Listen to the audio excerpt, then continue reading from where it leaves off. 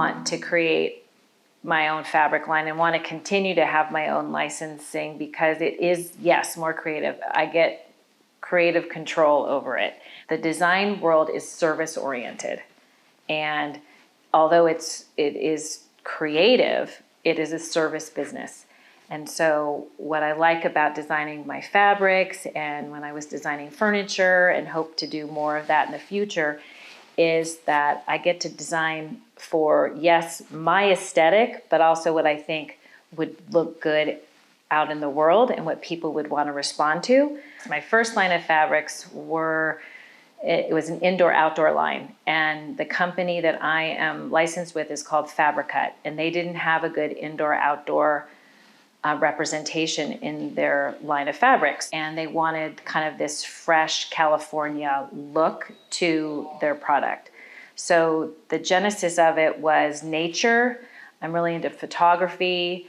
I travel a lot, so it was a lot about the ocean and the Presidio here, and then my travels to Michigan.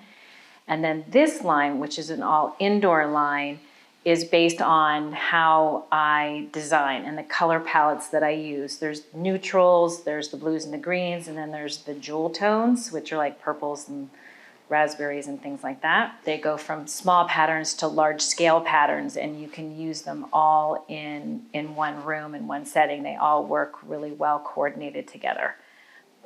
A lot of how I design is based on experience and it's based on travel. France and Paris have been huge influences on me, both in the historical nature and the time I've spent there. You know, there's a reason they call Paris the City of Lights, because it just has that vibrance. And so my color palettes are based on that vibrance. I also, you know, growing up in California and spending a lot of time in nature, the colors are representational of that, especially in the blues and the greens and the patterns.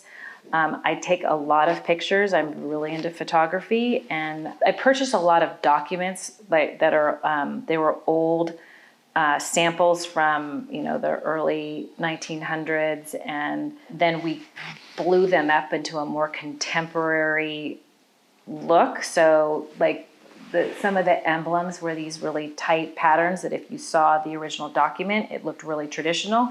And then we blew it up in scale to be more modern and have more staying power for this day and age. Something that's been around for over 200 years has a lot of story in it and a lot of history in it. And I tried to make my fabric line represent that. We created a line that was very affordable. I could only work with certain fabrics because of that. There's no silks in the line because silk is very expensive to work with, which created a different tone of a color or like the hand of it. It helped educate me about, as creative as I wanted to be with this, you have a limit because everything has its price. It's a lot easier to make money being an interior designer than it is to make a product.